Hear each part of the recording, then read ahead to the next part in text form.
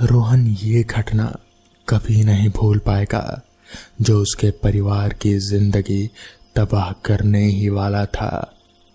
1 साल पहले रोहन की जिंदगी अच्छे से चल रही थी। उसके पिता को चित्र बनाने बहुत पसंद थे और उसे भी, लेकिन उसके भाई को तो वो बिल्कुल भी नहीं पाते थे। एक दिन उसके पिता ने एक आर्ट एग्जीबिशन रखा था।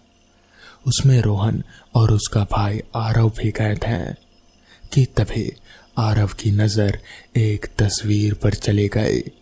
वो भागकर उस चित्र के पास चला गया और जिद करने लगा कि उसे वो पेंटिंग चाहिए। उस पेंटिंग में एक लड़का था जिसने अपने पीछे हाथों में कुछ छुपा रखा था। देखने से वो किसी की तरफ देख रहा था।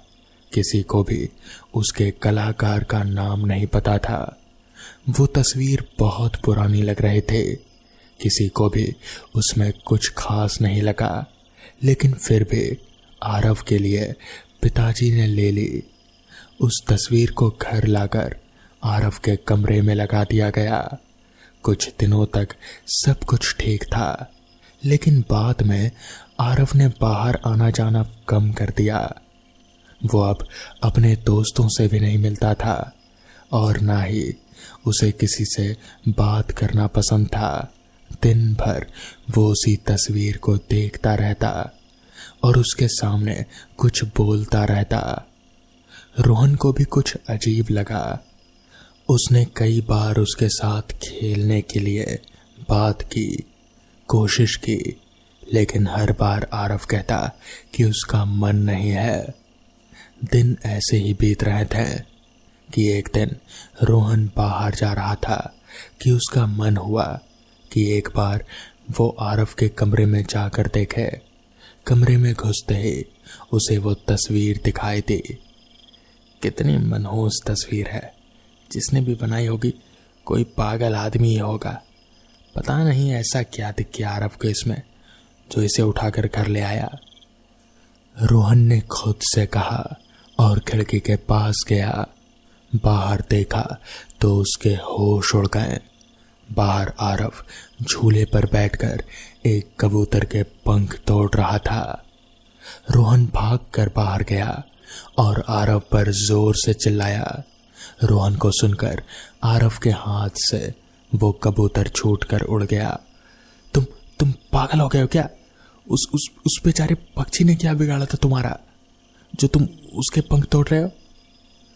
तो इस पर आरव ने गुस्से से कहा, मुझे इसमें मजा आ रहा था। आरव ने रोहन से हल्के से मुस्कुरा कर कहा और वहां से चला गया। रोहन ने कभी नहीं सोचा था कि उसे जवाब में ये सुनने को मिलेगा। उसके भाई ने तो कभी एक बार मच्छर भी नहीं मारा, तो वो हमेशा जानवरों से प्यार ही करता रहता है। उसे अब धीरे धीरे सब समझ में आ रहा था कि ये उसका भाई नहीं है, ये सब उस तस्वीर की वजह से हो रहा है। अब वो आरव की हर एक हरकत को देखने लगा था। एक दिन आरव दौड़ता हुआ आया और रोहन से पूछा, माचिस कहाँ है? तो इस पर रोहन बोला, क्यों, माचिस क्यों चाहिए? तुम्हें पता है ना मुझे चिड़ियों से कितनी नफरत है। एक चिड़िया मेरी खिड़की पर आकर बैठी थी, मैंने उसे पकड़ लिया है और अब उसे जलाने जा रहा हूं। माचिस चाहिए। रोहन तो उसकी बातें सुनकर हैरान रह गया। तो इस पर आरव ने कहा, नहीं मालूम तो बोल दो, मैं खुद ही ढूंढ लूंगा। जिसके बाद आरव टेबल पर रखी माचिस को उठाकर अपने कमरे की ओर भागा। रोहन भी उसके पीछे भागा। आरव माचिस पर्दे पर लगाने ही वाला था कि रोहन ने वो माचिस बुझा दी और वो तस्वीर एकदम से नीचे गिर गई। रोहन आरव पर जोर से चिल्लाया, अगर मैं नहीं आता तो तुम तो पूरे घर को ही जला डालते। तस्वीर गिरकर टूट गए थे। वो तस्वीर फ्रेम से अलग हो गए थे रोहन ने उस तस्वीर को उठाकर देखा तो उसके रोंगटे खड़े हो गए। उस तस्वीर के पीछे उस लड़के के सामने एक घर चल रहा था और उसने अपने पीछे एक मशाल छुपाई हुई थी। आरव चिल्लाया, तुम्हारी वजह से मेरे दोस्त को चोट लग गई। रोहन बिना कुछ सोचे समझे घर से बाहर भागा और उस तस्वीर को बहुत दूर एक घर के पास कूड़े में फेंक दिया। उस रात किसी को भी कुछ पता नहीं चला। अगले दिन अखबार में खबर आई कि उस घर में जहां रोहन ने वो तस्वीर फेंकी थी वहां रात में आग लग गई। खुशकिस्मती से सारे लोग बच गए। न्यूज़ में आरव की ही उम्र का एक बच्चा दिखा रहे थे। उस बच्चे ने भी अपने पीछे कुछ छुपा रखा था और उसके चेहरे पर एक कुटिल मुस्कान थी। रोहन ने उस तस्वीर के बारे में बहुत खोजा और आखिर में उसे एक आर्टिकल मिला जिसमें बिल्कुल वैसी ही तस्वीर का जिक्र था।